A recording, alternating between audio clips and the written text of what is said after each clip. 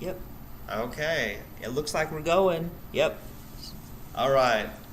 So I'm Chastity White Rose, and here's my compadre Monique. Hello, I Hey! So, our topic today is romantic superfoods. Yes, we have some superfoods to show you. And why did my computer screen go dim again? I hope it's not having a problem. Well, it's trying to get us in the romantic mode, that's why. What? Okay. We're going to explain about, well, my concept of romanticism. And Chastity White Rose here has claimed that he's a romantic, but at the same time, he's not even really sure what romantic is. Yeah, I have to know what romantic truly means before I know if I'm it or not. Okay. So, for those of you who are wondering how can celibates be romantic, well, don't be ridiculous. Celibates can be anything that they choose, except having, Yeah. that. Yeah, the thing right? we don't want to mention. The two genitals. That right? which must not be named. Right. And just briefly to tell you, we would like you to know that when we say celibate, we mean that. Yeah. The two genitals. There is other things that, you might do in your personal life that might not fit the complete definition of celibate. For instance, some people will say, well, I'm not going to get into the things, but if you do such and such, then you're not celibate, and when we talk, we're solely going on the genital thing, okay? Yeah. You might be thinking, well, does that count for all orifices, all holes on the body? And that's actually, we're gonna leave that up to you. We don't condone that because we feel that there's some real risks with that whenever you're dealing with a genital in an orifice, but for our purposes, we are talking about, down there in the nether area. Now, so, first of all, I said in my last episode that I was going to style Chastity White Rose's hair, so I'm going to do a little bit of brushing here.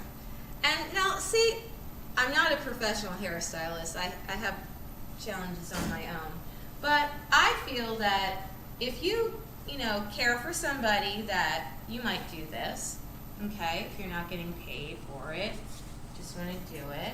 Make them feel good because, it feels good on the scalp and that somebody's giving them attention.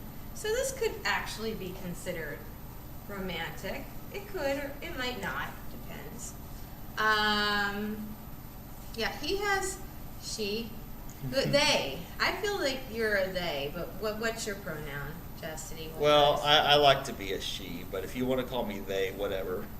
I'm not that picky. I'm not the language police like some people.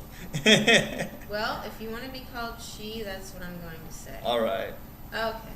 So she has been growing her hair, and we're just smoothing it out.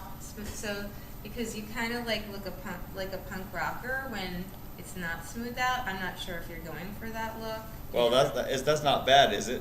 No, not necessarily. But if you want to have a little bit of a smoother look, I would say that just keeping it a little bit more angled, even. Do you like that? Let me see, because I'm so nearsighted that's nice. Okay, maybe a little bit more in the bang area. Okay.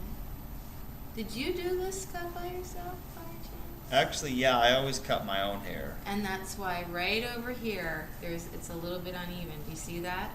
Yeah. Should I take care of that? It's not really a big deal to me. Do you have scissors? Fine. Well, yeah. Should I do it? Right there?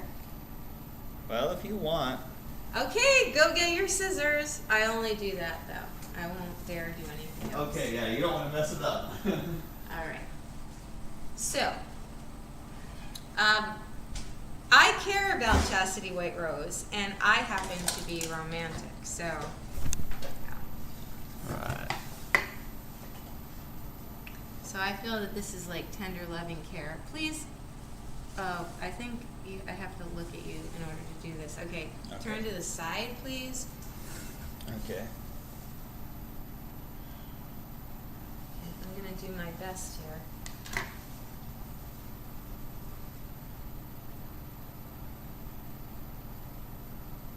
The hair is gonna drop on the floor. Don't move, please.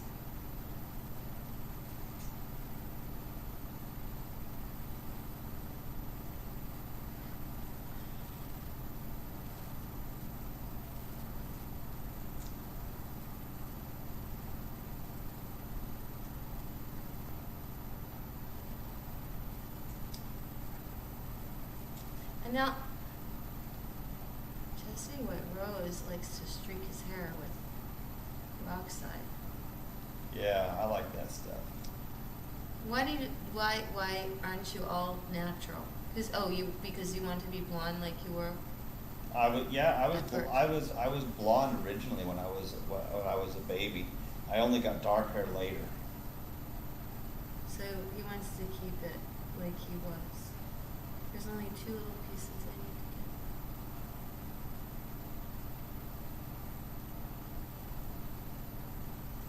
to get. There. Okay. I think I did it. Okay. What do you think, ladies and gentlemen? I think that looks better, actually. Okay. Okay. Well, geez. Now I feel like the beautician. I won't touch the rest of your hair. But, you like it puffy? Is that why you're doing that? I just like to shake my hair. I like to shake it off Taylor Swift style. I like that.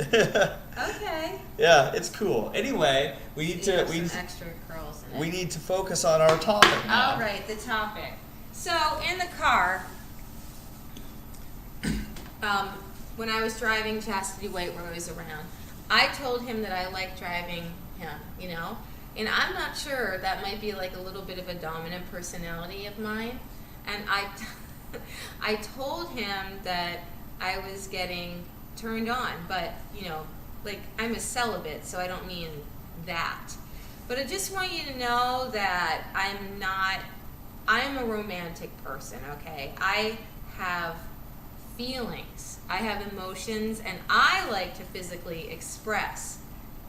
I never wanted to do that. And I've told on multiple occasions why I feel that way, so I'm not going to get into it. You can watch another episode on why I get into it. But what I do like, and I've also said this in multiple things, is I love to cuddle. I like to kiss with somebody that I really like, because I can't just like do that with somebody else. So that's why I consider myself a demi-romantic. Demi meaning that means half. right, because I can't just be romantic with anybody. You know, I'm just not going to feel these feelings of, I don't know if you want to call it desire, for lack of a better word, that's what I will say. But I just can't feel that way with everyone. A lot of my feelings come from the mind, or how someone, treats someone, okay? Which may or may not be the mind. Well, I guess it's all the mind. But I mean, when I say mind, I'm meaning intellectually speaking, and then how somebody treats you emotionally. So, there have been some things that Chastity White Rose has said, which makes the cougar in me come out, but I've like restrained myself. Now, a cougar is a cat, right? Yes, well, traditionally speaking, but But in your case, you're a vegan cat. yes, exactly. And there are some around. They've either been trained or there's something innate in them that they just don't like meat, and they're around. So thank you for pointing that out. Yeah. Because we don't want to confuse people thinking that now I've changed into liking meat when I like Yeah, somebody. so we need that clarification. Okay. she's been saying some things that just strike my fancy. And even when everyone gets confused. Was putting the computer on, she said, I need to turn it on, and I started laughing, and she didn't know what I was talking about. Now look, I'm going to do a reveal. In one of our last episodes, I said that Chastity White Rose is my best friend. Mm-hmm. Okay? And that is really saying something, because I have a lot of acquaintances, but when it comes to friends, I have far and few between. And I consider my mother a best friend, even though we're not on the same page about everything. But when it comes to my peers, I haven't had a best friend in a very long time. And Chastity White Rose has definitely taken that place. And it's very good to have a best friend. It just feels like there's a security there. There's a bonding there. Now with the best friend thing, well, we both decided that we love each other, and I'm unsure of her love feeling. Like, I know before that this was a long time ago and it didn't work out, but we had kind of discussed this, and I remember she said that she felt like you had feelings and I thought you held your pillow. I thought you said that.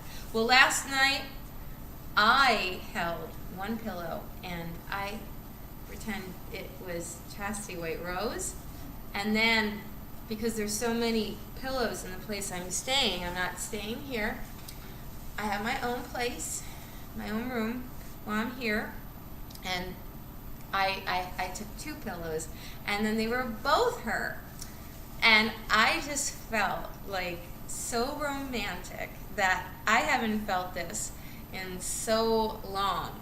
And I'm years old, and let me just tell you that it was kind of along the lines, and you know when you're in your kind of like 20s and you're just getting into the romantic thing. I guess some things are teens. I wouldn't say it was a teen thing, but I would have to say that as people grow older, we have more life experience and unfortunately more negatives and more responsibilities, and I tend to think that sometimes your romantic meter goes down because there's other things that get into your life, you know? I mean, we don't have children, but for those who do, you're always hearing like, oh, we have to make time for our partner and away from the children and whatnot, and you know, it's harder to do that romantic thing, I think, or at least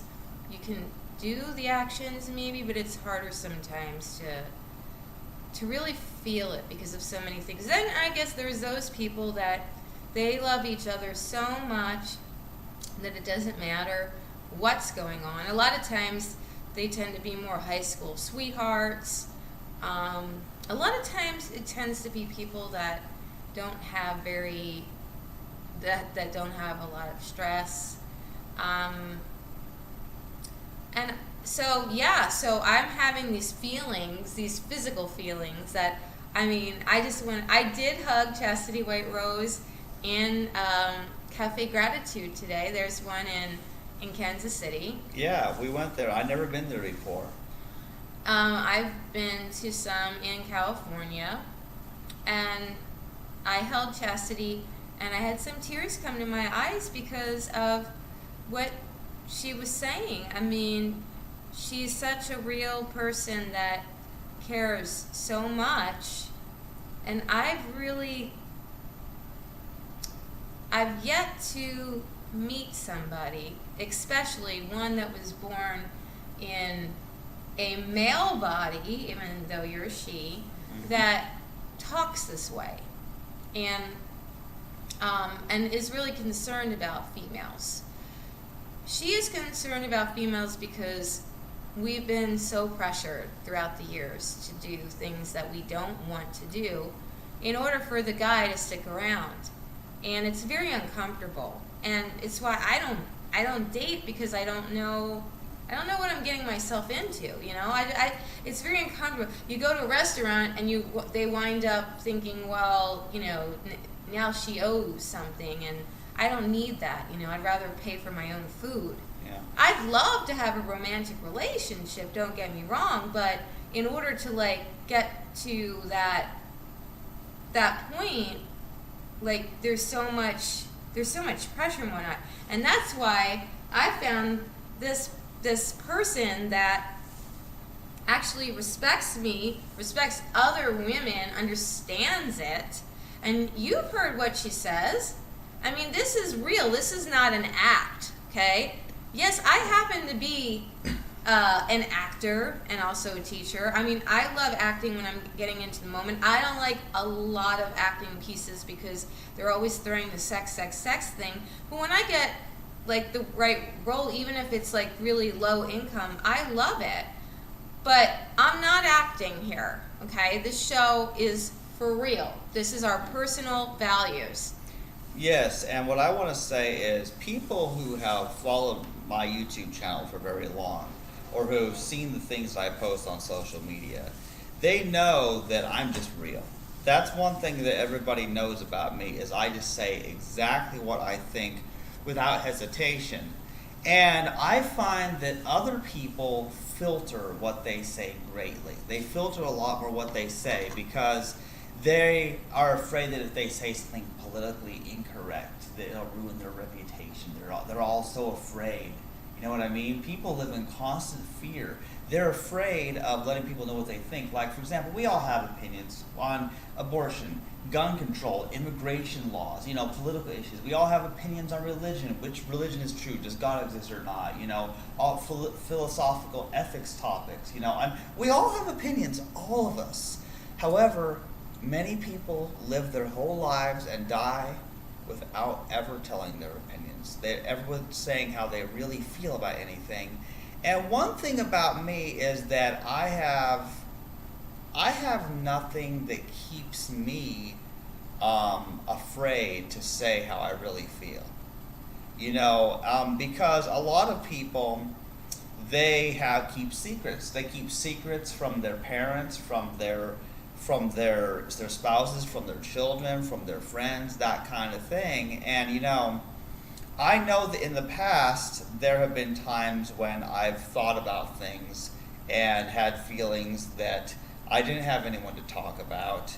And you know, there comes a time when, like for example, I would not talk to my mother about my problems because, you know, she has enough to worry about. She has her own problems. And that was how I always was. I always protected other people by not burdening them with my problems. That's how I looked about it, you know. But I have hair in my mouth. You have beautiful eyes, by the way. Oh, thank you. Beautiful blue eyes, doesn't she? Yeah. And I have hair in my tongue. Okay, got it. Yeah, beautiful eyes and beautiful hair. Yeah, so anyway, that's how I always was. Is I didn't want to bother other people with my problems. So I would never really talk to people personally. Not that I really had many friends to talk to in the first place. And I just lived with my mom. But then, you know, once I got a computer with internet, I just started, you know, recording videos and just talking about how I feel about things. And this results in a lot of criticism because the main things I care about are very important issues. We're talking the most important. I'm getting turned on again, so let me just explain to you. This human being that is such a humanitarian is really getting to me in places that I won't even tell you because this is a Celibate show. And I don't want to do that. I just want you to know that. And I am an ace, and I don't want to do it because of that too. But I do get sensations. So for those of you who think that all celibates don't get any sensations if they're asexual, that's not true. It's just that I don't want to engage in that. And again, we've told you time and time again why we don't want to engage in that. Go on. Yeah, but anyway, as I was saying, see, I find that so many issues are so important to talk about. we're talking major things. I mean, the political topics, which I occasionally mention, are important. You know, people's religious beliefs and how they live their lives, their ethical beliefs, and there are different ethical beliefs. Just for example, what I shared with you at the skating rink about there are people who are consequential ethics people, that they think the right action is one that produces the best possible outcome. Whereas I tend to go with the universal principle. I think it was Kant who made this up, although who came up with it doesn't matter. That's not the point. The point is I live according to the universal principle. That I live and do my actions based on, well, if everybody did this, what would the result be? So of course this relates to the celibacy, because obviously if everybody was a celibate vegan as I am, and as Monique is, then, well, that fewer animals would be harmed. First, humans would be conscious not to harm animals, and they would treat them as equals, but eventually the human race would go extinct. But that's fine. There will always be life in many forms, but humans have shown they have too much power, too much potential to harm animals, and that's why I think they're a failed species. And that goes back to the antinatalism thing. I mean, humans have had 200,000 years, according to the scientists, to get their act together, and they failed. So I just think maybe the humans should go away, and the horses will just run free across the plains. You know, it's My Little Pony territory. We're just getting a little bit of pony, My Little Pony, ah, My Little Pony. I used to wonder what friendship could be, My Little Pony. And do you all share this magic with me? Big adventure, tons of fun, beautiful, heart, faithful and strong. Sharing kindness is an easy feat, and magic makes it all complete. Yeah, My Little Pony. Did you know you are my very best friend? Aww, isn't she sweet? Oh my goodness gracious. But let's get back to the romantic. Now see, even this made me feel, look, My Little Pony can be romantic. Who knew? Who knew?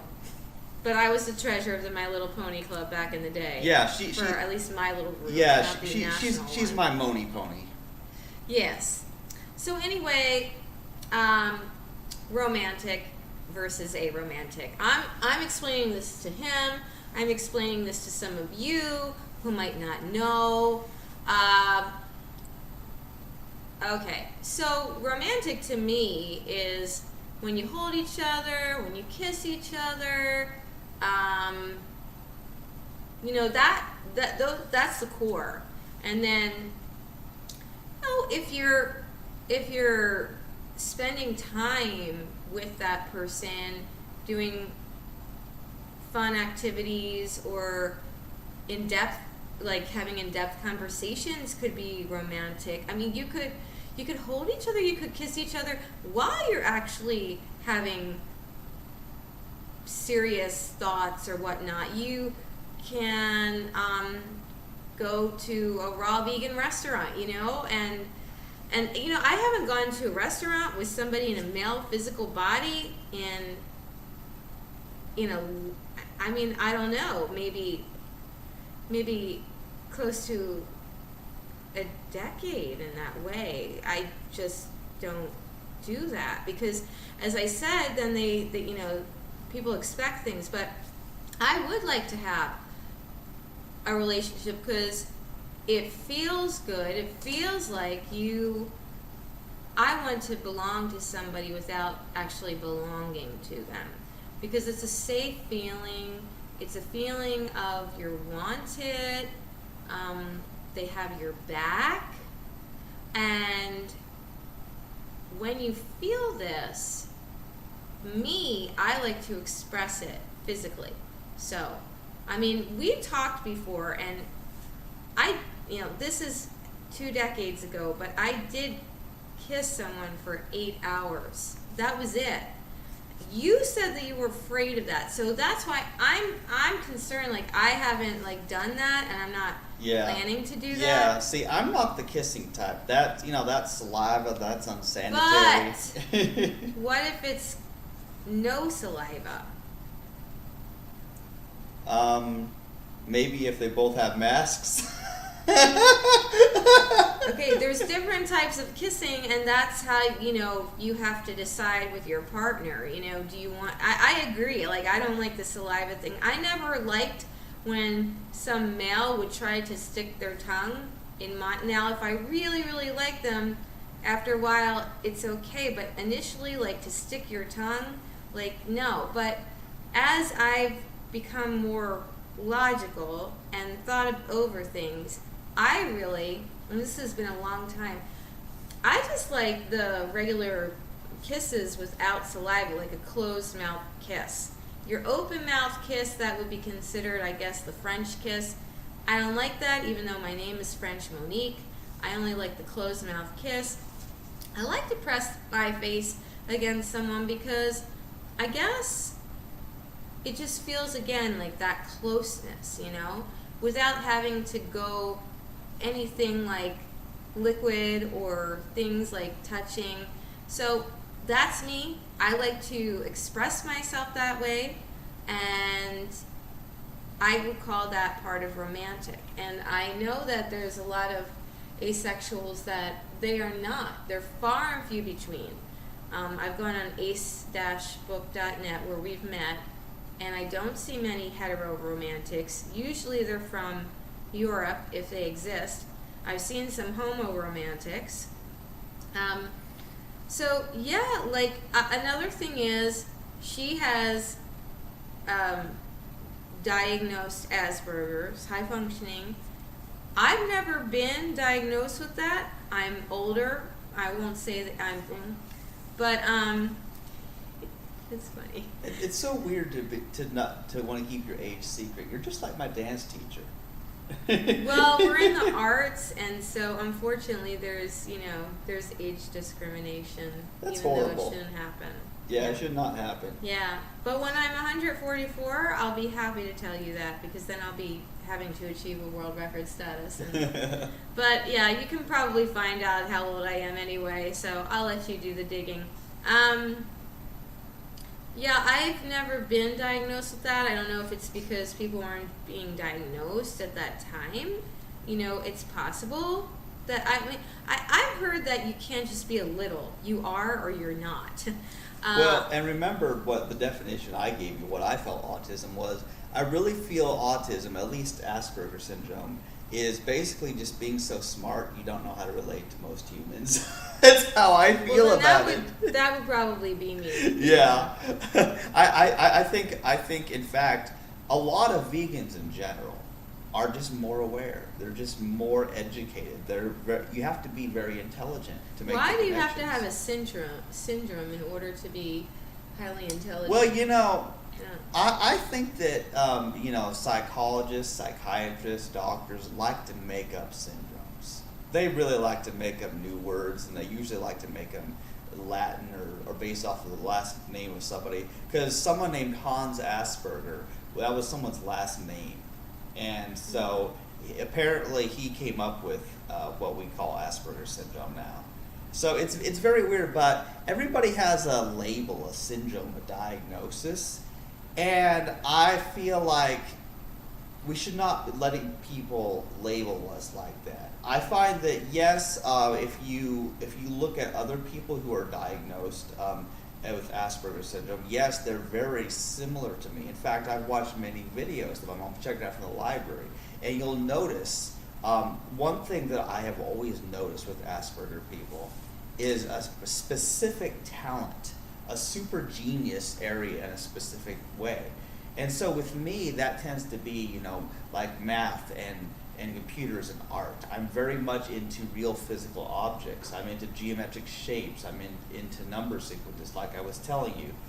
And I find that things like that have the most validity. They're more real to me than anything else.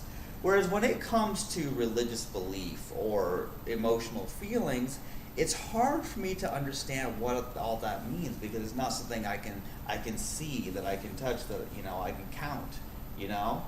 It's like, what is love? What is love? Baby, don't hurt me. That. Yeah, I read your mind. Yeah, exactly. Yeah, we were singing that on the way. What is love? Baby, don't hurt me. Don't hurt me no more.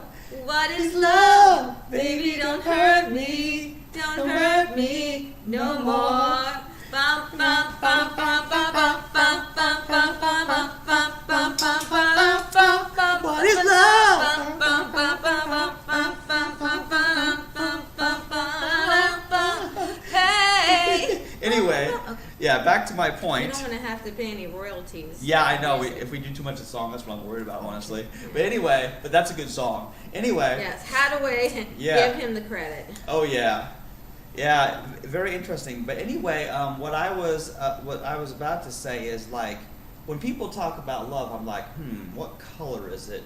How big is it? You know, like I think of things in terms of physical objects.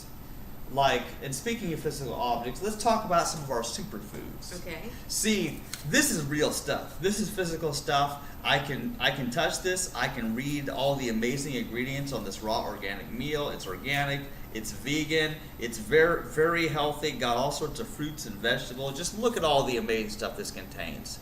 And when it's raw, the digestive enzymes are in it and the nutrients are in it. Whereas when you cook things, this kind of stuff dies out in the food. So raw is good. Yeah, so that's the raw organic meal, and then also this one gives a zing to my brain. This has been by far the best as far as making me focus and feeling good. This is it. So check this one out. They have the chocolate one too, but I like this one. These ones I've never seen before. Yeah, this one is just one that I bought at Walmart, and it's called Super Greens, and it has 50 organic superfoods. So it's got all kinds of fruits and vegetables. It's just amazing. And so the fact that it's at Walmart, at least the Walmart in Independence, makes it convenient because it wasn't as expensive as some of this other stuff is we're showing. And now this one is very interesting. It's called G Fuel, and this is one of the many flavors they have. I actually heard about this from a guy at work who uses it, and it has an amazing amount of different fruit powders and some amino acids. It's very interesting. It has a lot of stuff. I don't know if you can read all that, but it's actually pretty good. Now, you don't find it in stores, but there's a website that sells it. So I bought this off of the website, had it delivered. It looks good. It's not organic, but right. Yeah, that's the only thing wrong is it's not organic. Of course, if it was, it'd be twice the price. But what I like is it has all those fruits and amino acids, but it also has caffeine because I like caffeine. It wakes me up, gets me through my job. Well, a little bit of caffeine I think is fine. They've even had studies where some coffee is fine, you know, but I personally am sensitive to caffeine. Yeah. And, you know, it's debatable, and it depends on where your source of caffeine is coming from as well. And I don't know what the exact recommended amount of caffeine is, but I may imagine it varies. But yeah, I mean, too much of anything, I guess, can kill you. The caffeine that and he's gonna say stop, but the caffeine that is in the Coke and the Pepsi, it's not coming from a good source. Yeah. But if you're, having some organic coffee or cacao, that, within a little moderation is okay. Or like an herbal tea, like green tea, black tea. But other than that, I really don't know clean sources of caffeine. So that's putting that out there. Yeah. Plus, Coke and Pepsi they devastate the environment as well. I'm not going to get into that, but you can look that up. That's a whole nother topic. And like I've said before, I think that laws should be passed to force these companies to do more sustainable practices, to do less environmental damage, because you understand that other people are still going to buy the stuff, even if though we don't. Actually, I think it was Bloomberg who's running for president in New York. He was, Mayor Bloomberg? I think he was trying to make some laws not to have sugar or corn syrup or something like that. And you're going to have to look it up, but I just heard on the radio. So there are some people that are trying to pass some laws to stop this, because if you don't, then Well, see, People don't really look at the labels as much as people like us. yeah, see, I've done quite a bit of research on soda actually, and here's what I find bizarrely interesting. Now, I know for a fact that high fructose corn syrup is poison. I can't consume that stuff because, like, for example, But isn't that in Coke and Pepsi?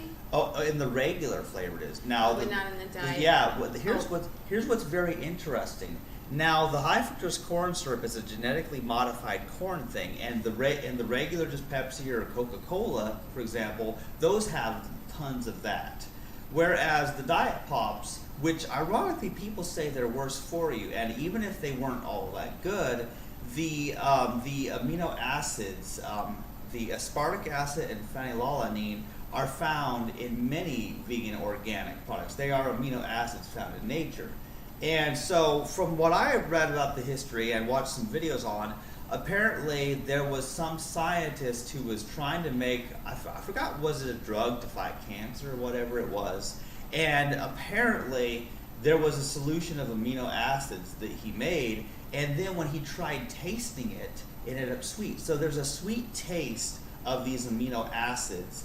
And that's why the diet drinks were invented as a healthier alternative. Even though Monique probably wouldn't say it's healthy, it's healthier than the high fructose corn syrup, and I can feel the difference. Because let me tell you, in the past I've ordered from Hy-Vee, had deliveries, and I try to be very specific on my orders about make sure because sometimes they'll replace products, if something got stock with hard place with something else. So I have very specific written directions that I only want the diet soda, and that if they replace anything, to make sure it has no meat, dairy, eggs, or honey. So I have very specific directions, but shoppers are not perfect. The shoppers who do that and fulfill the orders. So there were times a few of the regular Pepsis were Shoppers? You mean the people who? Yeah. See, when you order online, there is an employee who does the people? Yeah, the employee that does the shopping, and then someone else delivers it. So they have a system, and I used to work at Hy-Vee, so I know how this works. But when there were times when they weren't paying attention, they got it wrong, and they gave me a regular Pepsi. And the thing is, it's like, okay, well, I had a few bottles of this, and it's like, well, they already delivered it, and it's already paid for, and it's like, and it does have the caffeine I like, but let me tell you, I drank that stuff, and I did not feel that good, because my stomach does not handle it well. So, yeah, I drank it, and it gave me the caffeine I needed to get through the day, but I was kind of sad, because I don't feel ill at all when I drink the diet stuff. But with that high fructose corn syrup, I realized that I was not digesting that. That's why I switched to organic ketchup, because it doesn't have that. I found that they put high fructose corn syrup in most ketchups. So like most ketchups, even like at a restaurant, they'll have ketchup, bottles. I don't use that stuff. I only will have the ketchup that I bought that doesn't have that stuff, because I know I can't handle that. It's a genetically modified corn type of thing from what I remember, so it probably is loaded with pesticides too. You're so sensitive, and again, this just makes me crave her more. But you don't understand what I'm talking about. I'm not sure, or do you? I don't know. Maybe somebody out there understands. Look, I believe that I'm neurotypical, so I think that that's kind of what is going on here. Again, the smidgen of Asperger's that I may have. Again, I don't know how we can say a smidgen. You either are or you either aren't. But aren't there different levels though? Well, actually, in modern times, they have an autism spectrum something. I forgot exactly what it's called, but they have a spectrum, because everything's become a spectrum now, just like gender is now a spectrum. Just like people used to think gender was male or female, and now there's a whole spectrum, and there's 50 different genders. I don't know if I even believe that, but people, they have a tendency to you've heard of black and white thinking. Now, I do have black and white thinking. I don't. But my black and white thinking is more like a checkerboard. Some squares are white and some squares are black. There's no denying that. But some people think that someone's saying the whole board is black or the whole board is white. And no. There's different parts of black and white, and there are different parts of any issue. There is the good and the bad. The pretty and the ugly. There's so many aspects to everything. And so when it comes to a person's identity, for example, there's everything. There's people's religious identity. There's their political identity. There's their gender identity. There's every kind of aspect. And of course, their sexual orientation or romantic orientation, which we're talking about now. And so this is not that there's only two types of people. Rather that each person either is this way or not. That there's either something that they either believe in a God or they don't. They either want to have sexual intercourse or they don't. They either want a partner for life or they want to live alone for life. You know what I'm saying? There's a whole bunch of binary switches. There's a whole bunch of different things. You either want something or you don't. And so that's how I think of black and white. I think that, do I want this? Do I believe this? That's sort of a thing. You know what I mean? So there's multiple bits, and anybody who knows computer programming knows that everything computers do is all just bits, zeros and ones, high and low voltages. And yet everything we have in modern computers, the internet, videos, all sorts of graphics, music played from computers, all of this is all done with binary, and programmers know how to operate it. Many who are much more skilled than I am. I just do it as a hobby in my spare time, but just to think that everything is done with just collections of bits. And I do believe that the whole world, all of reality, can be summed up in the binary numeral system. And I don't know if you understand what I'm saying, but I really believe that. I do. I really think you can think of all these terms in this way or that way. And so we all have our ways about us. So in this case, maybe Monique is it has the on bit for the romantic, but the 0 bit for the sexual. And realizing that the two bits are two different. But I can feel sensations. I don't want to get too it's a little bit embarrassing here. This is my personal life here that we're talking about. Do we want to keep this G-rated? Look, there's some sensations that people can have in the nether area, but you don't want to do that. And that still is considered asexual and well, actually, I think this is an important topic, and here's why. Because, I've watched many documentaries on asexuality, and the common questions that people ask, what? That's my claw. The what? It's my claw.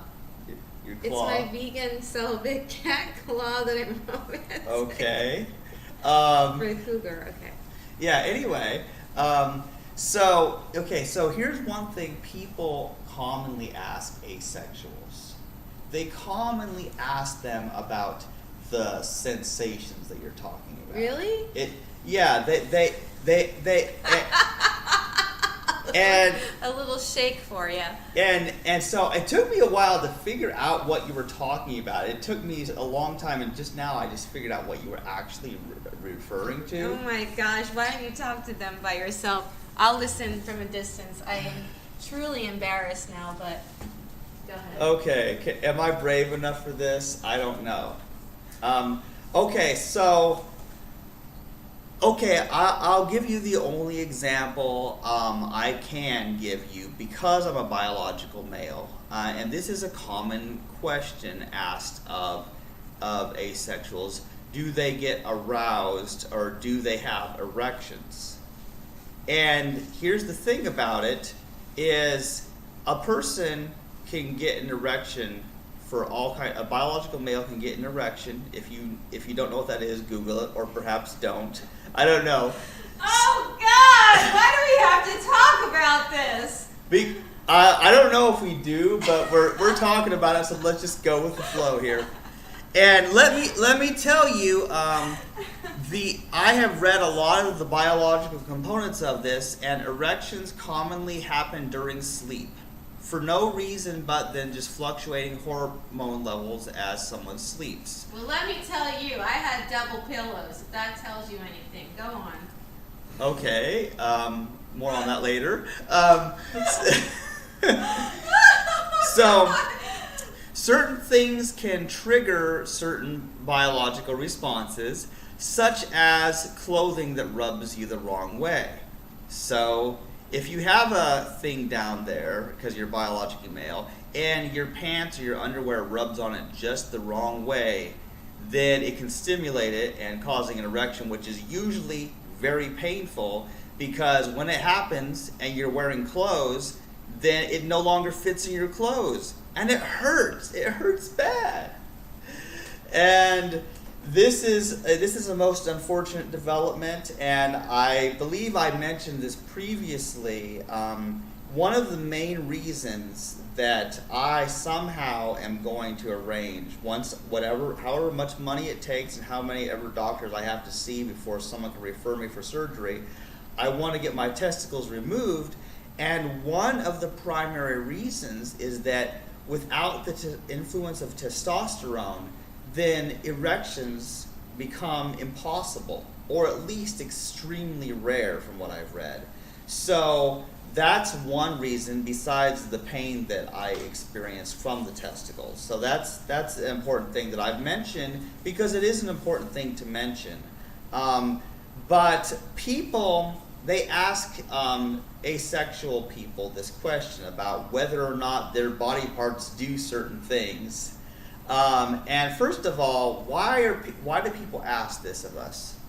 I don't go around asking other people whether they have erections or what their different body parts do. I don't do that, but they do that to me.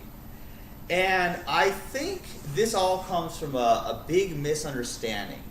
People mistakenly think that somebody who lacks an interest in sex or is asexual, or in my case, additionally, am celibate for ethical and health and exactly. That's where the celibacy comes from. Yeah. That's so. And a spiritual basis too. For some.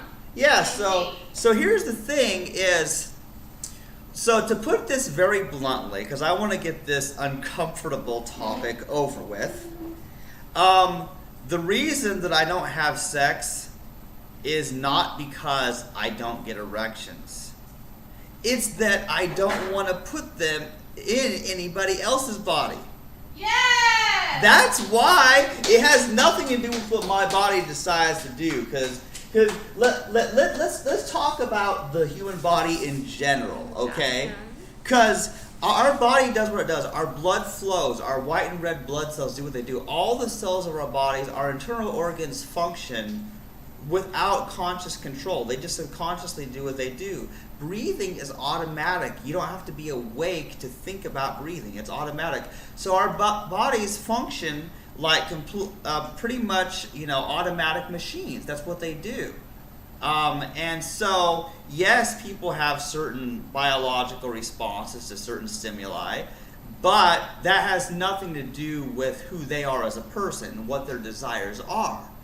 So that's the way I know to explain it. That yes, asexuals can get aroused and have erections. They can, but that doesn't mean that mentally or spiritually or however you want to say it, they actually want to do something with that.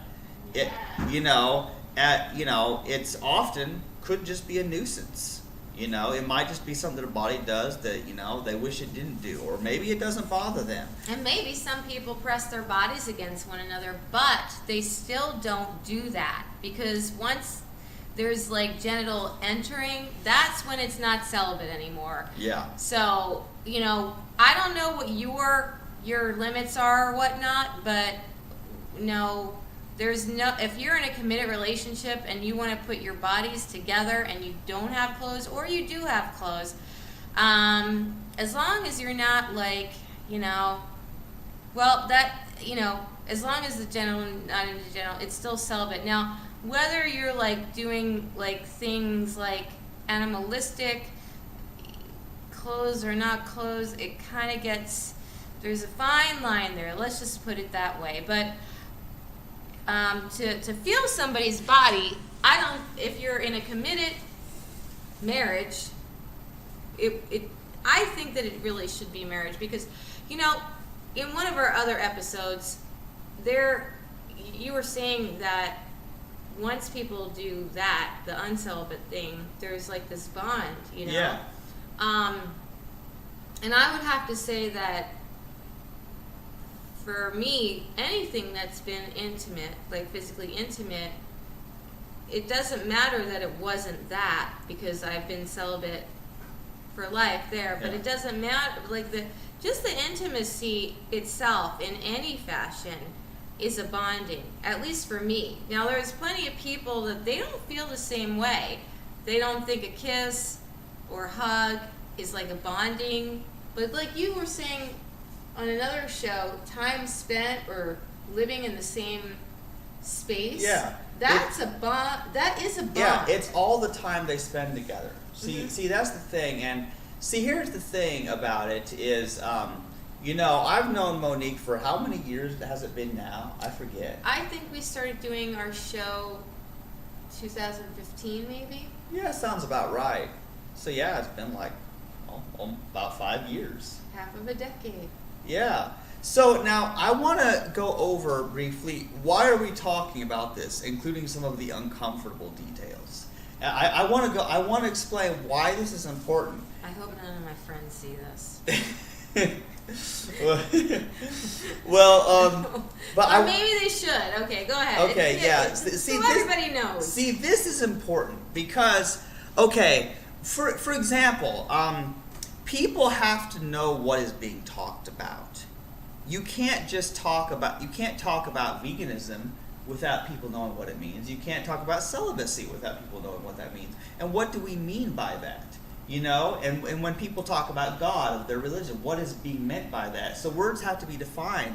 And I find that often there's a tendency in these modern times for people to use all kinds of labels, but what does that practically mean?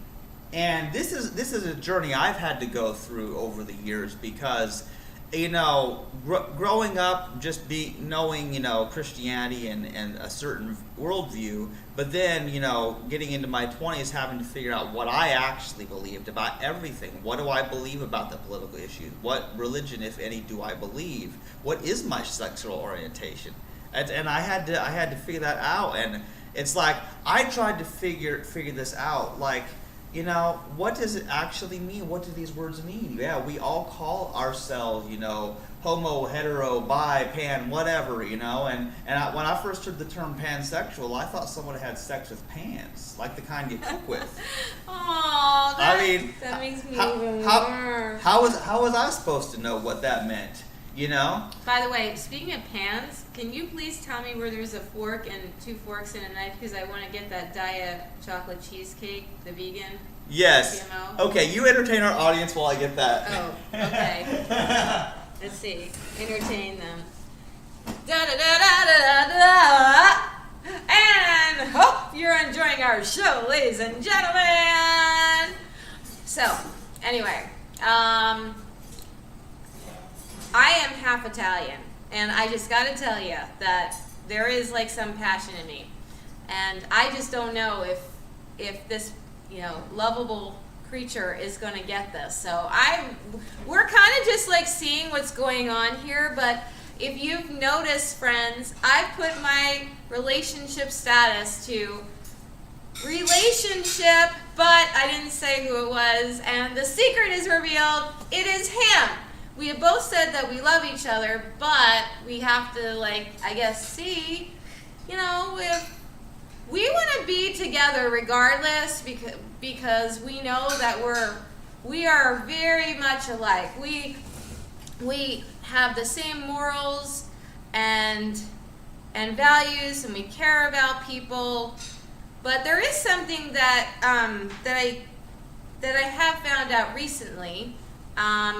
One reason is because I was on a show and I was given this book, and it's called Love Languages. And people have different ways of showing affection.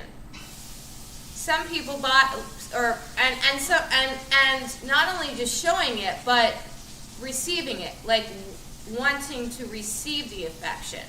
So it's one thing for me to want to give something, but I also have, as we call them, needs, and not everybody has the same need in the love language. So some people like gifts. Some people like spending a lot of time together. Some people like lots of hugs and kisses. Some people, thank you. Yeah, Oh, that was your sorry. chair. Forgot. Yeah, we each have half of the chocolate Daya cheesecake. Oh my God, there's no way I could have all of this. Here, take half of this, please. Okay, I'll just cut it with this fork. Clean fork, right? Yeah. Oh my gosh. I think it's still kind of frozen. Yeah, it is a little bit. It's hard to cut because we just Don't tried. make that fork flying in my face, please. I'm trying not to. All right. Yep. See, we had a very interesting conversation at the restaurant we went to today. See, I was concerned that Monique wasn't eating enough, because what she said previously about the diet cheesecake being fattening, that just kind of set off an alarm in my mind, and I was talking with her at the restaurant about this because, I've known many women who they think they're fat, even when they're not, or they're healthy but they think they have to lose weight to please society or to please some man or whatever. And I told her how I felt about that. Because honestly, I feel like it is a horrible misogynistic thing that men have done to women, that they've just constantly convinced them they have to be tiny and weak and hardly eat anything. And I honestly think they just want them to be weak so they can abuse them. But no, not me. That's not how I feel at all. I want women to be strong. I want them to make sure they eat enough to be strong and healthy and do what they do. I just feel that often they are given this mindset that they should not be eating things, and I didn't want Monique to be worried about that. You know what I mean? And I remember I told you how I felt about that, and then you hugged me, and I've been trying to figure out exactly why that was. When I hugged you? Mm-hmm. At that particular moment, because again, because you're caring about females. Mm-hmm.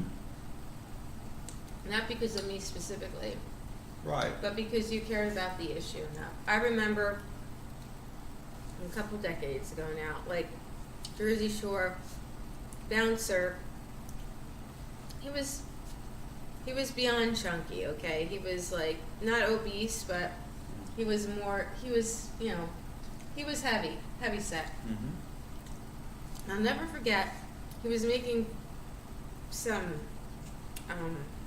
remark about some woman who like walked, was walking, and this woman, she wasn't like completely thin, but she wasn't as heavy set as him, and he's like making fun of her. Like, why isn't he looking at himself? Another example of sexism. See, men can be as obese as they want, and Yeah. they're not criticized. Mm-mm. But there's a fat woman, and all of a sudden, everyone criticizes her. Well, and it just reinforces the idea that women are only here to serve men in their interests, and I hate that. In fact, like I've mentioned before, there are women who specifically get fat on purpose so that they'll really receive less sexual attention from men. Exactly. And it's sad that they have to do that, but people really need to be concerned about other people's health. And I know Monique is concerned about health for herself and others, and I feel the same, I'm not as healthy as I could be, I'll admit that, but I do pretty good. And so I just worry about women in general, that they're just not eating enough. I just find that there's something there that society has kind of brainwashed them into thinking they have to be thin, even those who they practically look like a skeleton, they still think they need to lose weight, and that's not being healthy. I'm pretty sure that's like body dysmorphia or something. You know, it's like it's a where somebody's not seeing reality. There's and the anorexia and bulimia kill. People die from that. So I always take it seriously when I hear someone, and it's almost always a female. It usually is a female because in society nobody cares about fat men anyway. But it's usually a female talking about how they need to lose weight, and I'm thinking, from where?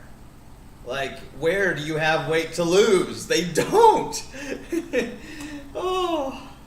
You know, so it's just that's just something I felt, and Monique, you understood that I care about people, you know, and I think about that, but other people don't think about that. You know, they don't think about what's good for other people, just like they don't think about what's good for the animals. That's why I held you and I cried because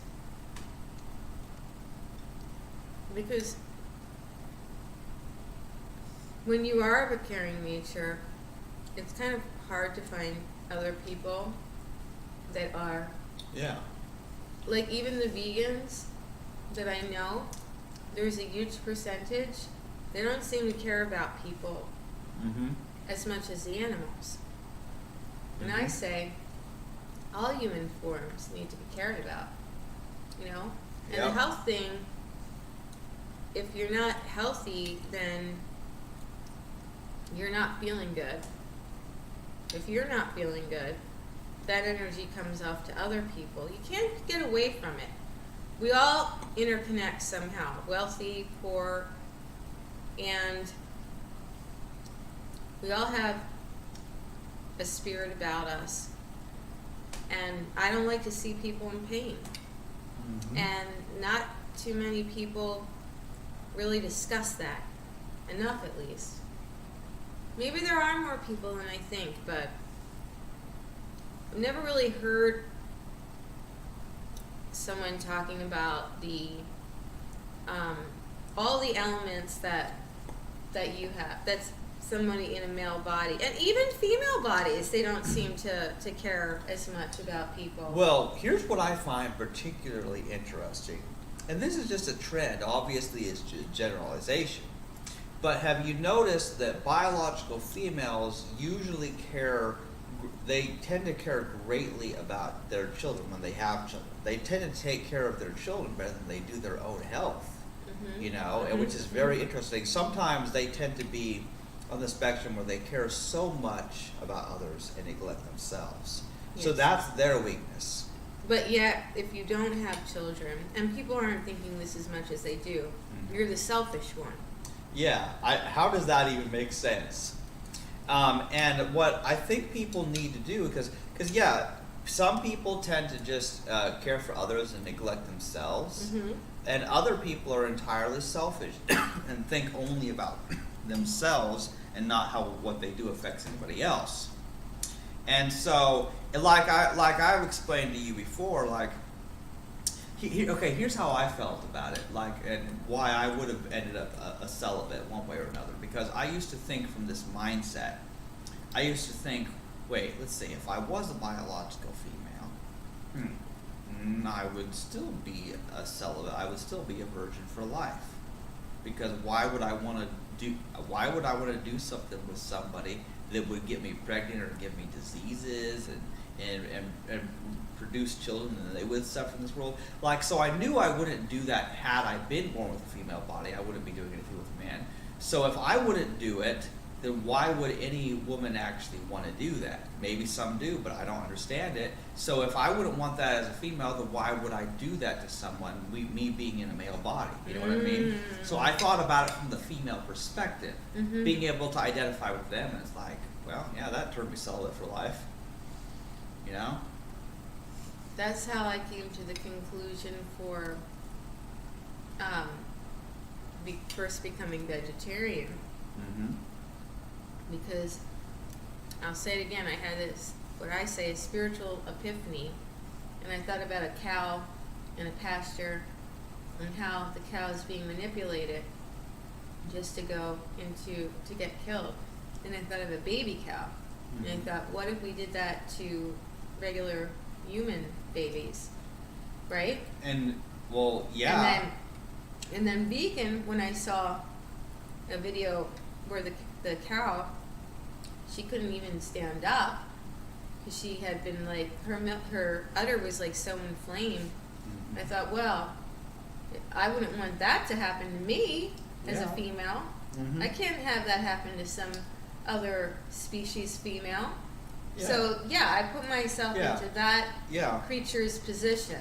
And if you, I mean, that's called putting yourself in someone else's shoes. And in this case, hooves. I don't know. It's interesting because being able to put yourself into somebody else's place, I think, isn't that called empathy? Yeah, and it's interesting because I've mentioned some things on Facebook from a female perspective, and there's some vegan males, they don't like it, and then they block me, saying I have like a problem when I'm just like stating truths.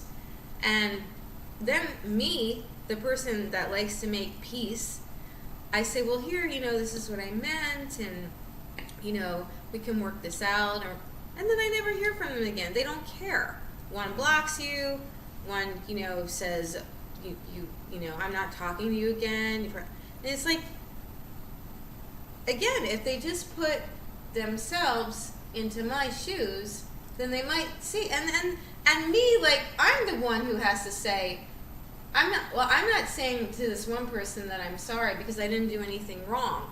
But it's like, I feel a lot of times the peacemaker is the female. If it's between a male and a female. Why does it have to be? They don't put their self into the other person's shoes. But you do. And that's why we're still talking, because there have been a couple times where we weren't talking. I tried to reach out to him. She was actually getting upset. I had a friend of hers be a mediator, and she was getting upset that I was doing that, but I didn't know how else to reach her because I didn't want our communication to stop, and the show, and it had. But you, with the help of one person, who's now not even speaking to me, but with the help, you started slowly talking to me, and then with the help of another person, where I gotta say, I stopped talking to that person because I felt that I was being sort of manipulated a bit, but I don't know, if he could only understand, then I would speak to him again. Because I allow open doors, for the better or worse. See, as a female, it's a little bit harder to do it if you feel that a male is trying to come at you in that way. And you know what I'm talking about, ladies. But if it has nothing to do with the sexual thing, and you just took something the wrong way, and the person's trying to make peace or whatnot, I don't see why people just don't make peace, especially if you claim that you're a vegan. But again, a lot of times it seems like the female is always putting the better effort out to make the peace than a male. Yeah, and see, it's always her fault, or you're too emotional, you're crazy, you're irrational. These are all things that men have been saying for years. And this person was saying that people are going to think that I'm that way if I say, well, I'm vegan and I can't like touch these milk cartons and whatnot. And he was using emotionally charged words, and I was calling him out on it, even though he wasn't calling me that. Well, here's what people do. Every time you disagree with someone on a topic, that's what they do. And they don't do it just to females. They do it to others too. When you disagree with them about a religious or political topic, they'll say, "Oh, well, you're just irrational. You're illogical." They do this, And basically, what it is, it's just like, basically, they don't want to look at the possibility that maybe they might be wrong. Maybe the other person might be right about something. So instead, they just attack that person, and they're just like, oh, well, you're just crazy. You don't know what you're talking about. Because they're too lazy to look at what the conversation is, what it's actually about. And this happens in every topic. It happens in every political debate. It happens with religion. It happens with people and their different relationship struggles, you know. It happens, and it takes work. It takes a lot of work for people to resolve differences, and how do we navigate this, you know? And like, for example, we've talked about our differences on our show many times over. We've talked about the differences, you know, in, you know, spiritual or religious beliefs, that kind of thing. And the thing is, how important are these issues, and how does someone go about that? What does it practically mean if people have different beliefs about some things? Are there things that people can disagree on and it's fine? Or are there things that are deal breakers, if you get what I'm saying? Right. So we did say that we're going to have this relationship, but I'm still wondering if our love languages are different, because I had more. You never had a partner, as far as I know. You like people, but I'm just wondering if our love languages, you know, will match, because our morals and our values and what we really believe in, they do match. And also,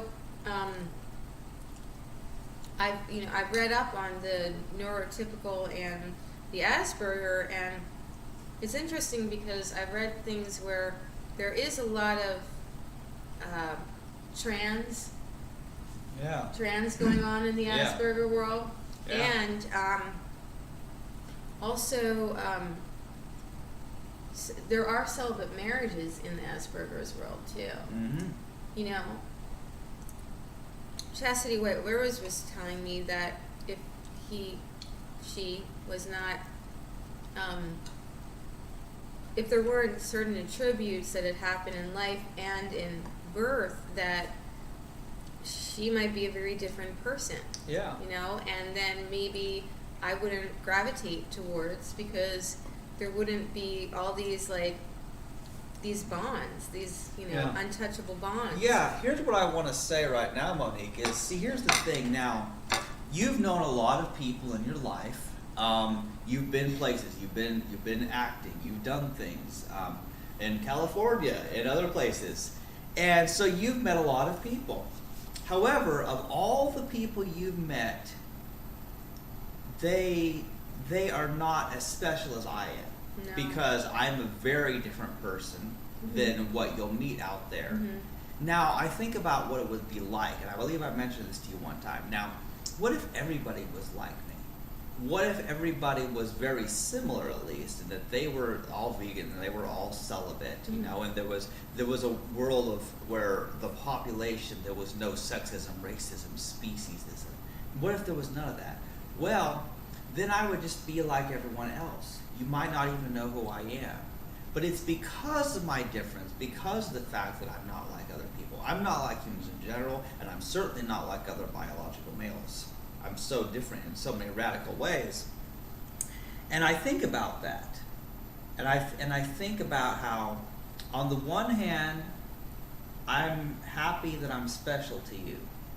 But at the same time, if I had a choice, I would rather everybody be the way I am. Because think how much better the world would be if everyone was. And if And he's not saying that from an egotistical standpoint either. Yeah. Right. I'm not talking about how everybody should be like me because I'm so great. That's not what I'm talking about. I'm talking about is if everybody lived an ethical life like I try to, then, man, the animal agriculture would not be happening. Climate change would not be happening. You know, people would be healthier. All kinds of things would be so different. I mean, a simple thing. Imagine a small change. What if people were like me, and that if they have 4 miles to go somewhere, they walk instead of driving their car? People have become so used to driving cars that even if something is a relatively short distance that would take them 10, 15 minutes to walk, they still drive their cars and use gasoline when they can easily walk. So people have become weaker. They have not used their full potential, and they do things they don't have to do. And I think about all kinds of things, the cost, the environmental impact, and that's why I'm someone who doesn't ever actually want to drive a car. I don't want a car, you know. The most I ever do is if I can get a ride from a friend or, you know, an Uber ride, but I don't want to have my own car. I don't want to have to drive, the stress of that, you know, the cost of gas, insurance, taxes, repairs, all these things, because I don't like polluting the environment and I like to walk. I mean, I have legs. Yeah. Yeah, so that's just one example. If that one little thing is, if people would just walk more instead of driving their cars, they would feel better. I know that. So I'm just saying that there are things that I do that would be good if other people did them. That's what I'm saying.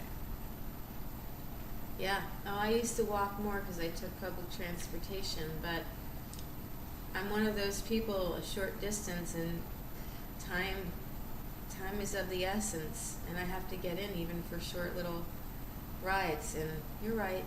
Yeah. You're right, but you get used to it, and you know, the stress kind of tires your body out too. So, although driving stresses your body out. Oh, yeah. Yeah. Yeah. And there are crazy drivers out there. But yeah, so that's the thing about it, you know. I feel like the way Monique and I are is the way people should be in general. You know, you don't have to believe everything the same way as far as religion or spiritual beliefs necessarily, I don't think. Of course, getting the whole world to agree on that's not going to happen anytime soon, that's for sure. But I think that veganism and celibacy, even if not widely adopted by everyone, which I wish they were, if people could at least admit that it's a good thing, if people would at least admit that veganism is a nonviolent philosophy, that it's a good thing to do, if people would admit that celibacy is a respectable thing to do, instead of shaming virgins and shaming celibates, like, what's wrong with you? You need to see a sex therapist. You know, people say that. People say that to me, they say that to others, and it's like, you're different, you're trying to do something because it's good. It's not a preference. That's where it gets particularly interesting. It's not just a preference, like you prefer ketchup or mustard. And when people try to reduce it to a preference, people do this with religion, they do this with sexual orientation and stuff like that, you know.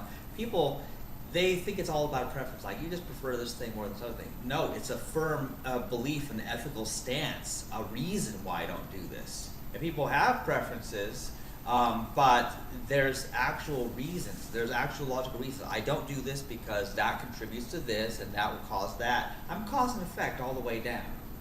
I think deterministically. I think about all the impacts that everything has.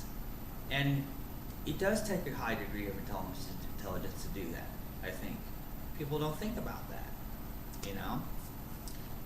Interestingly enough, when you said about the preference, that reminds me of a quick conversation that I had at a conference that I was at, and one of the speakers was Dr. Drew, who used to be on Love Lines, and him and his partner would give advice on, for lack of a better word, sex. I really hate that word, like we said on one of the other shows.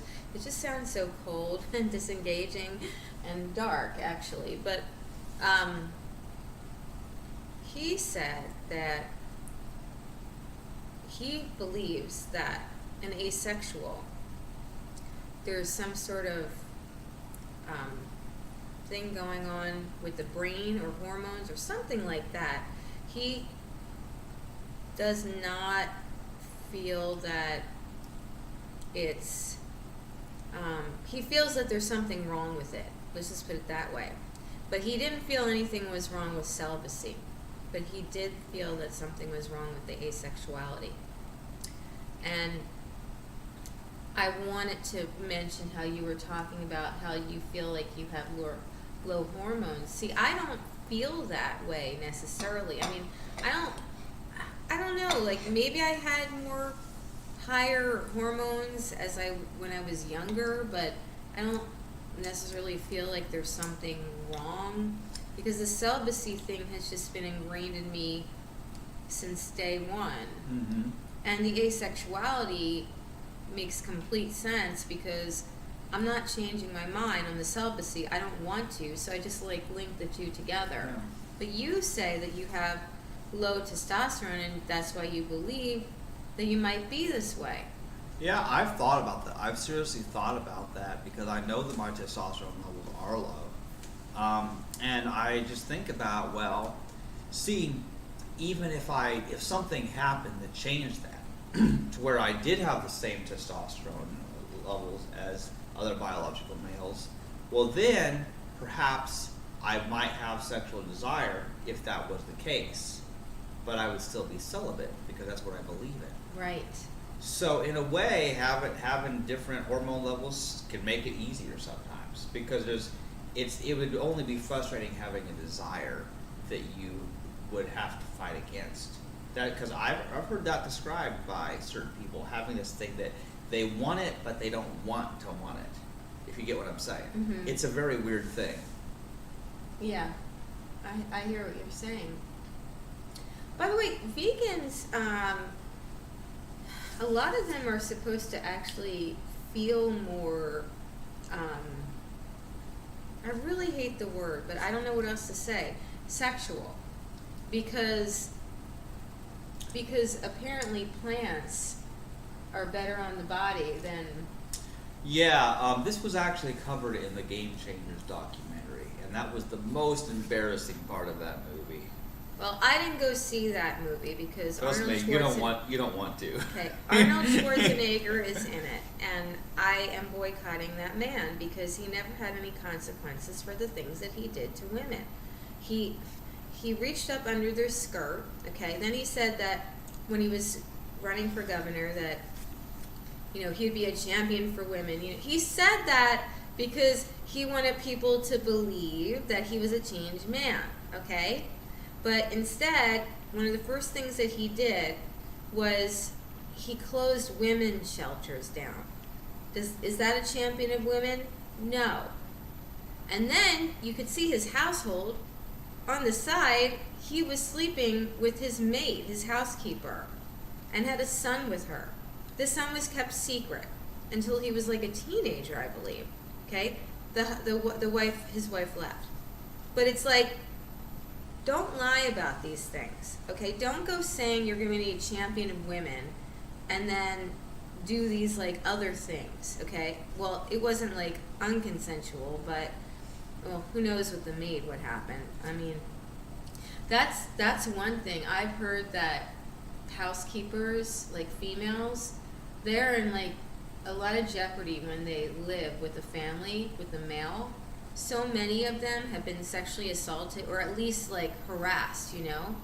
And I think part of that may be because the male sees her taking care of his children, you know, and there might be something there, or she might be younger than the wife, you know, but I don't want to get into that. That would be a whole other topic. However... But that's why I didn't want to see that show, because now he's a vegan, and now, it's okay for him to be bicycling with Greta Thunberg, but does she even know? Like, I know that we need to give people second chances and whatnot. I really do. But I also feel that if you're going to do things like that, you have to at least have some consequences. And when people don't have consequences, I don't believe that there's justice in that. And I really don't want to be associated with that person or put them on a pedestal until they have some sort of consequences. And he hasn't, because he's a millionaire. Yeah, see, but specifically why I brought up that movie before you launched into that whole other side topic. Well, people should know that because some guy got mad at me for saying a little bit about that. He got mad at me. Yeah. It's like, well, no. I'm uncomfortable seeing this person put on a pedestal in that documentary, so I'm not going to say it. Yeah, but anyway, on to the point I was trying to make why I brought it up in the first place. Okay. That's what I'm trying to get to here. Okay. Okay. By the way, I would like to try a tiny bit of that strawberry cheesecake, but you can't have the whole thing. I only want to try it. Did you bring it out to thaw? I will. Okay. So Okay. anyway, you can talk to them. Okay. Yeah, anyway, because I did watch the Game Changer documentary. Overall, it was fairly good. You know, it was showing these strong athletes that eat only plants, you know, that are vegan, and it's amazing because they're strong, you know, bicyclists, tennis players, bodybuilders, and they're strong. It's amazing, of course, and I like that because I always have liked strength, and I like people to know that you can be strong eating only plants. However, there was this one part of the movie that made me very uncomfortable. It was the part where this doctor had 3 young men and tested their testosterone levels. Basically, had several different trials. Had them eat animal products and had them eat only plants, basically, and found out that they actually had higher testosterone levels and cleaner blood when they ate only plants, as opposed to when they were eating, you know, animal meat burgers, that kind of thing. So here's what's strange about it. Now, on the one hand, yes, you are healthier if you are eating a plant-based diet. I know that. However, I felt that part of the movie kind of was sending the message like, hey, you know, if you eat a vegan diet, then you'll have better erections, so you can have sex more. Which is how they sell so many different concepts. I know. So what they're trying to do is they're trying to sexualize veganism, like, hey, be vegan so you can have erections and have more sex. And look what PETA did. Oh yeah, PETA. I have my issues with PETA as well. Yeah, you know, it's a very strange thing. So unfortunately, I can't help but wonder if, I really think that part of the movie should not be in there, but I really don't want people to turn veganism into a sexual thing, because unfortunately doing so turns it into a selfish focus. And our focus is, yes, we can be healthy, but our focus should be on the main reason for veganism, and that is about doing no harm to animals. And if people become vegan only because, you know, it makes them feel better, which is great if people are healthier, but if they're doing it just for their own health or just so that they can have more sex and have stronger erections and all that, then they're thinking about themselves and they're not thinking about the animals. You know, and it's important to do both. It's okay to take care of yourself, but it's also okay to remember that veganism did not start out as a healthy diet.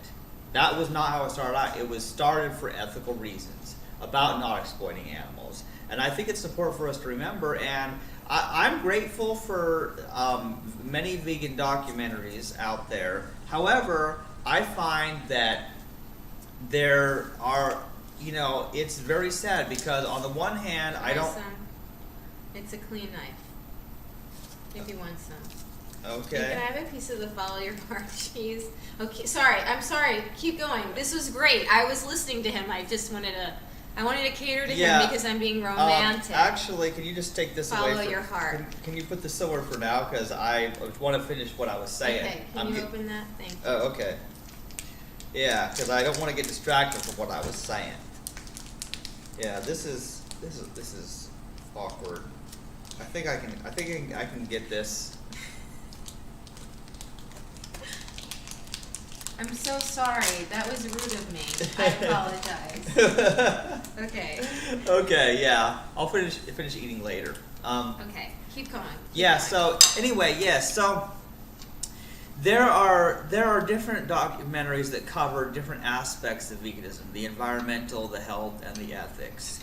And here's the thing is they all should be mentioned, but unfortunately, because people tend to be selfish, they tend to think, oh, I'll be vegan, so I'll be healthier, so I'll be stronger, so I can have more sex. But then you know what happens those people, more often than not, I have seen this happen before, then they give up veganism later.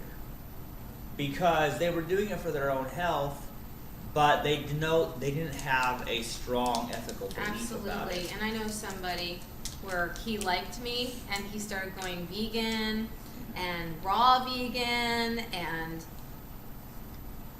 there was some harassment that had happened. We were working together.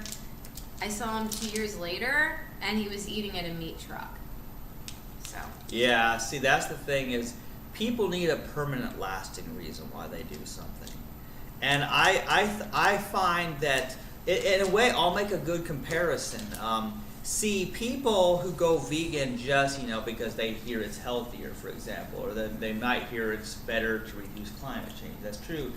But what ends up happening is that it becomes like a thing they try. It becomes a thing, well, let's see, test it out, see how I feel. But then even they do feel better. They do feel better because they're healthier.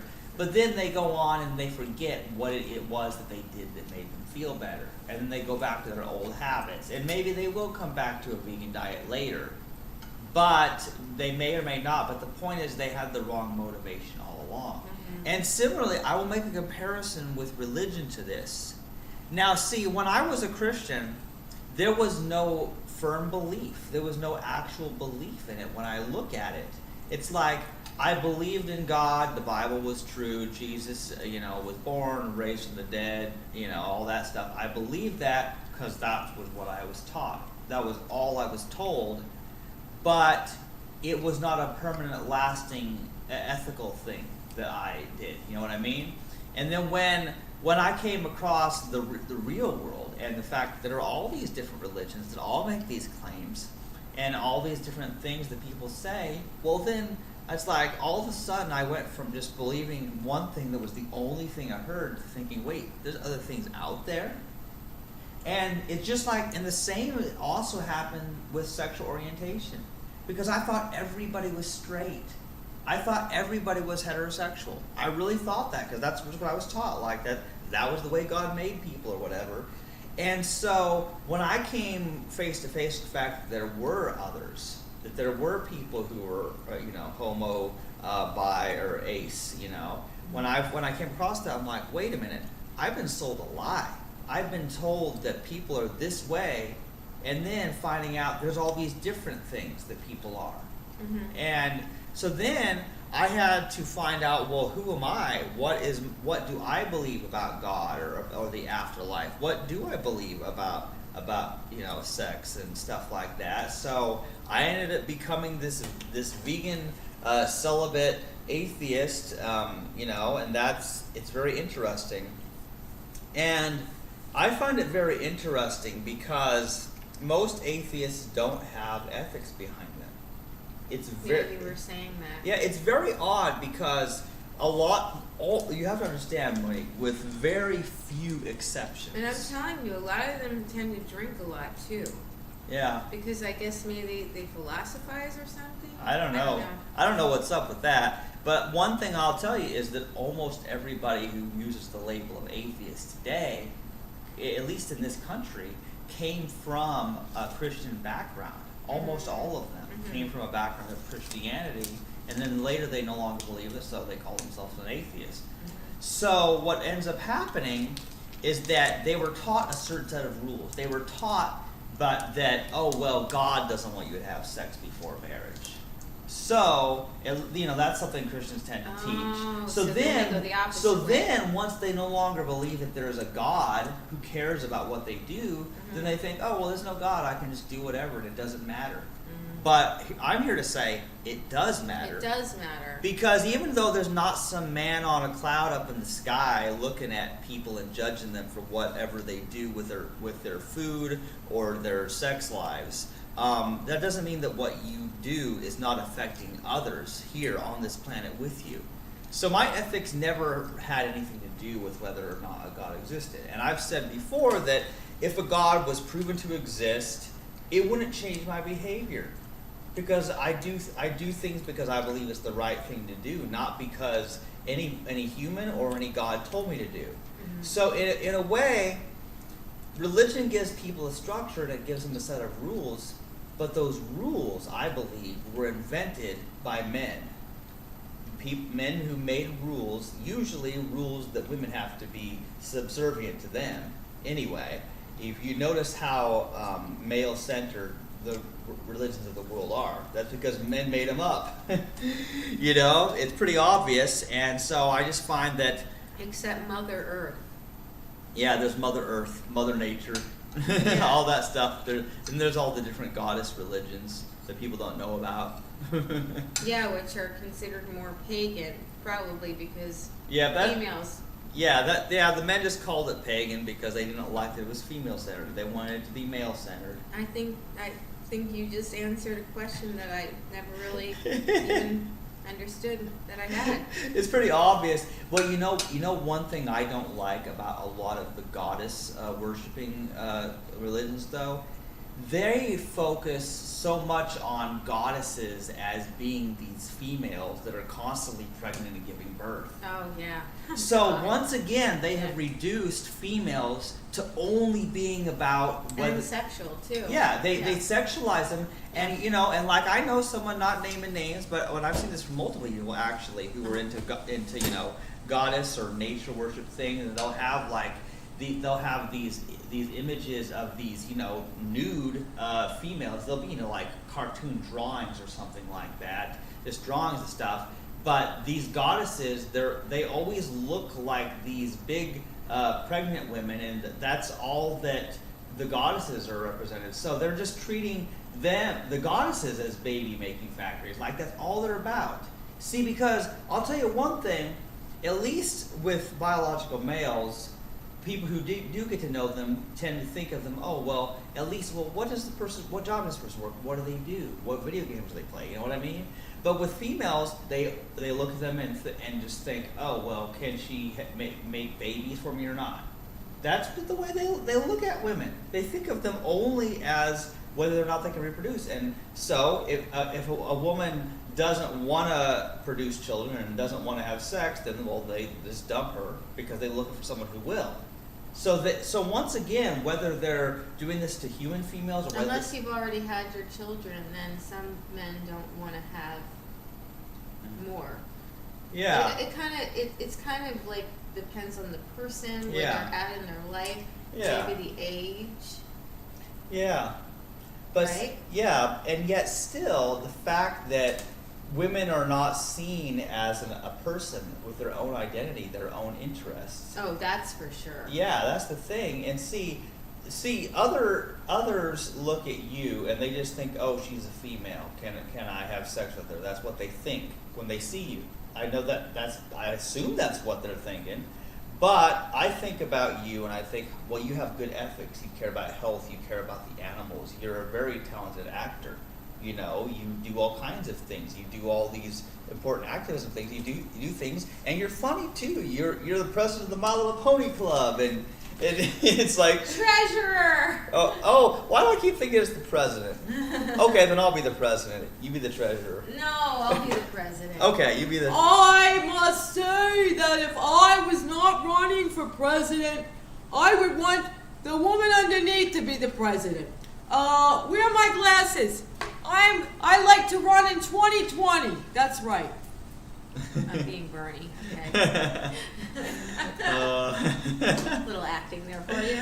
Yeah, and if we can ever figure out how to get those pictures off the phone that we did at the museum, oh, that'll be fun too. Yes. Yeah, we went to Frontier Museum and learned about the Oregon Trail and stuff like that. And California Trail too. Yeah. Yeah, they stemmed from Missouri. Most of the people that were coming over to California during the 1860s Yeah. ranges, and then.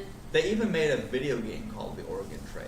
Did you ever hear about that? No, I didn't. Oh, it was hilarious. It was a long time ago, probably back in the 80s. There was the Apple II computers.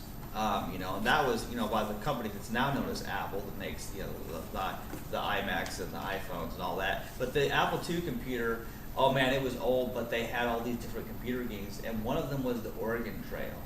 And it was very interesting because people had to it was like very text based back, because they didn't have very advanced stuff back then. They had to like, well, how many of these supplies do you want to buy before you set on your trip? And I don't remember very much of it, but they even made a video game based on people traveling the Oregon Trail. Awesome. I'm gonna look that up. I'm sure there must be on YouTube. Yeah, and you'll at least find videos about people telling about it. And there was even a modern version that was on Facebook for a while. I don't know if it's still on there or not, because Facebook used to have a lot of games that people could play from their web browser on an actual computer. Unfortunately, later they ruined it because all of the really good apps, it's including my favorite, Robot Unicorn Attack, which you used to be able to just play on Facebook or on this other website. Then they became apps that you had to have a cell phone and buy the app, where you used to be able to just play them for free on Facebook. Which is sad. Why can't they just do that whole way? But trying to make money off of people. But yeah, so there have been some interesting video games, because the video games, they can often be very educational. Some of them could be. Yeah. Have you ever heard of number munchers or word munchers? No. Oh man, when I was 6 years old and I was in elementary school, they had a computer room. And number munchers, you were basically this monster that had to eat numbers. Like it would say multiples of 4. You had to eat all the numbers that were a multiple of 4. All these kinds of things. And then you had these other monsters that were trying to eat you while you ate the numbers. So you had to eat all the numbers that were that specific type, or like prime numbers. They would have prime numbers would be of the type that you might have to eat. So number munchers was good. They even had word munchers, like words that rhyme with this word, or words that mean the same. So I remember playing those when I was 6 years old, and it was very educational, because you're just playing a game about a monster that's eating numbers or words, but it's teaching you something. It was the most genius invention when you think about it, because games that were fun for kids to play, and I remember I got some high scores. Like, it would show whoever go the longest to get high scores, then I would see that I could beat my other people in my class or in the school. It was fun. Yeah, I don't know how I got onto that, but I mean, yeah, like we were talking about the Oregon Trails, like there have been some fabulous video games. And that's another thing we should talk about sometime, Video games? Yeah, sometime we should talk more about that in depth, because people have some very controversial opinions on video games. Some people think that video games are all bad. They think, oh, well, kids who play video games don't go outside and get enough exercise, or they don't socialize, which of course they can socialize with video games anyway, or they think that all video games are horribly violent and that it causes real world violence. And that might be true with some types of games, but not all. And so I think that's another big society issue that should be talked about. Absolutely. Yeah, because let me tell you. Because they're not going away anytime No, they're soon. not going away. And let me tell you, I can hardly think of anybody who's played video games more than I have in my life. And yet I became the most non-violent person there is. So that tells you something. But you didn't play a lot of violent video games. No, I was never interested in the violent video games, unless you count stomping on the Goombas and the Turtles in the Mario games or something like that, which doesn't depict real violence. No. Not really. Because we wouldn't do that, because we don't like to kill turtles. Yeah, it's one thing to do it in a game like that, but a lot of people who are violent-minded to begin with, they particularly seek out realistic-looking games where they're shooting what look like real people, and blood comes out when they shoot them to death. It's horrible stuff. They have, and just as there are R-rated movies, the equivalent in video games is rated M for mature. Oh. Mature meaning bad. Because what people do, they associate mature with all the adult things, violence and sex. All the bad things are mature, but all the G-rated or the E-rated things Are immature. they're immature, but they're for kids. So Yeah. things that are rated E for everyone are more oriented for kids, and most video games are actually meant for kids under the age of 10. A lot of them are. Just like in all the G-rated Disney movies, they were meant for kids. They're meant to entertain mostly kids, and you'll find those are more innocent. They'll be less violent than other things. And so I would say that video games, just like movies, are a tool. It's how they're made. What is their message? That's the important thing. Exactly. Yeah. Everybody has a message, and every product they sell, everything they make, it's sending a message, but people are not able to predict the full outcome of what that may result in. But people do need to consider the message they're sending, and I think about this constantly. What message are we sending with our podcast? You know, and like I said before, you know, I really think we are giving people the knowledge that, you know, they are not alone if they're a vegan or they're a celibate.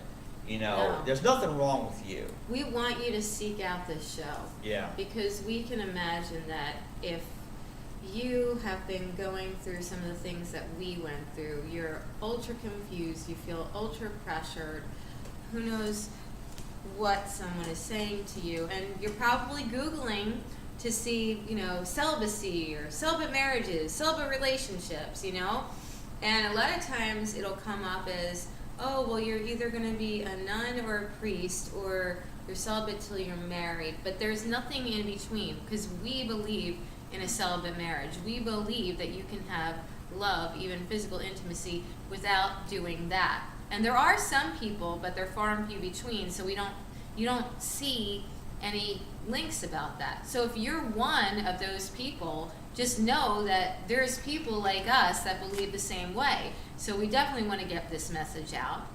And we want to also share that there's a connection between the veganism and the celibacy. You know, carnis really means meat. Okay, Yeah. so meat, you know, genital going into genital, that's like carnis too. Yeah. Carnism, eating animals. It's like about the flesh. And look, there's nothing wrong with our skin. You know, we try to keep it as clean. Look, actually though, here's great. See, now I have a couple cuts here because I believe it happened because I was burnt by a curling iron and then I didn't take care of it. We are fragile, all right? So we need to take care of our body.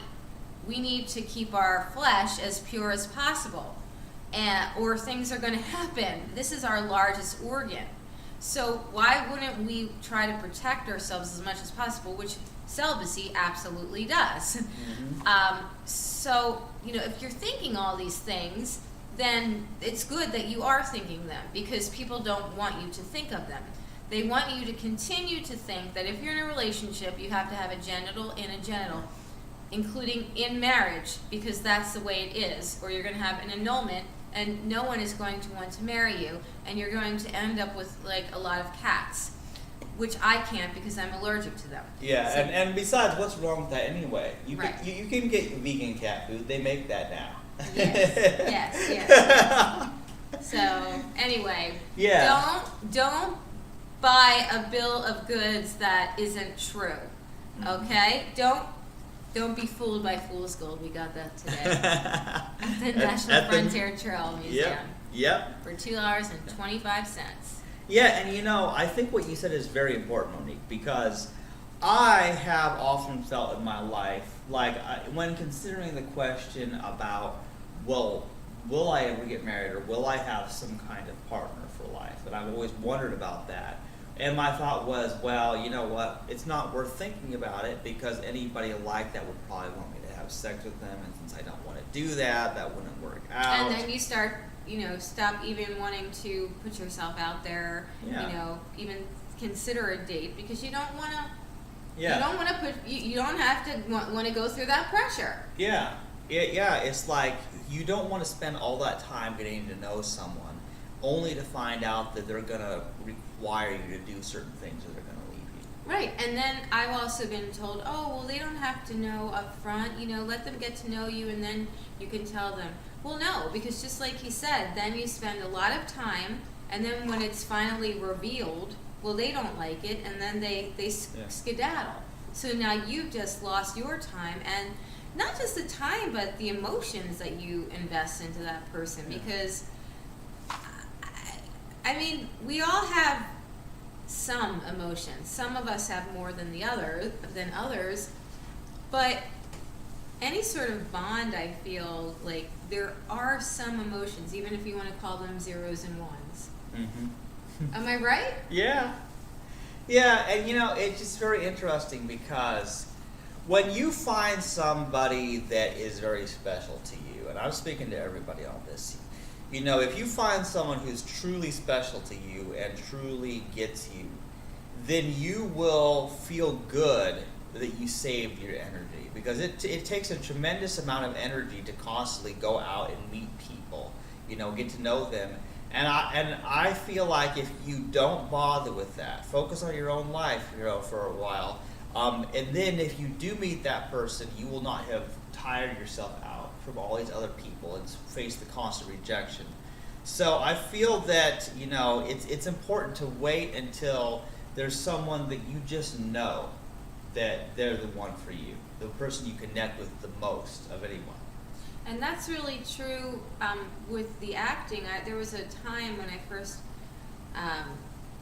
well, not when I lived in California so much, but, well, yeah, like I was just networking a lot. Network. That's what the biz tells you to do.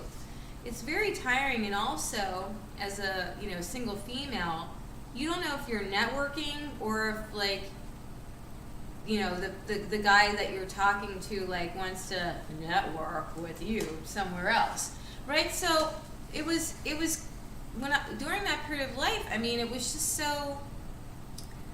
just this a lot of energy, like always like wondering. And then there's the fact some networking parties would happen if there was alcohol, right? Then you have to worry if somebody's going to put something into the drink and whatnot, and, you know, or have you like drink so that they want you to be loosened up and whatnot. So yeah, I mean, even within that career spectrum, just so much energy. And I thought, you know what, I'm just going to focus more on the acting and forget that kind of stuff, because I don't know who I'm meeting.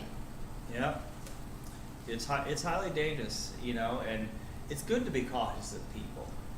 And you know, like I think about it, you know, really, there are many things I would have liked to do, but you know, due to the fact that I don't drive a car and because I'm generally afraid of people, there's a lot of things that I might like to do, but it's risky. It's very risky, you know, being anywhere, and you know, because you know the violence that happens. There is a lot of murder. There is a lot of sexual assault, and so humans are scary. And I have found that at least with the internet, there's a relative level of safety. Yeah. And I often wonder, like, I don't know, like, if there was no internet, if I look back at the time when there was no internet, I wouldn't know anybody. You realize where I would be? I wouldn't know people from California. I wouldn't know someone from California when I'm in Missouri without the internet, you know? So the internet is the only reason I have friends at all. That's just it. Even the people who live in this town or in Lee Summit nearby, they have known me for years throughout my life from various churches and you know, Hy-Vee where I used to work. All these people, how often do they visit me? How often do they call me? I'm not very good at calling people up. I try, you know, but it's like all these people who've known me for some of them, you know, 20, 30 years even. Do I hear from them? No. But no, you come all the way from California and rent a car, and then we're going to vegan restaurants and cool stuff. I mean, nobody else cared enough like you did. That's the thing. And that's just very, very sad. I would be all alone if it wasn't for the internet, if I hadn't met someone like you. Should we leave the show like that? Yeah. I wonder if I'll ever be able to give her a kiss, but we'll talk about that later. I would say we probably better not. You better kiss something else and pretend it's me. Oh, even a cheek? Oh, okay. All right, you can consider that. I won't do it now. Okay. But sometime else. All right now. So, any last words before we stop recording? I like cuddling. That's my last words. All right. End it. All right. Bye. We're the Selva Vegan Compadre Voices. Bye.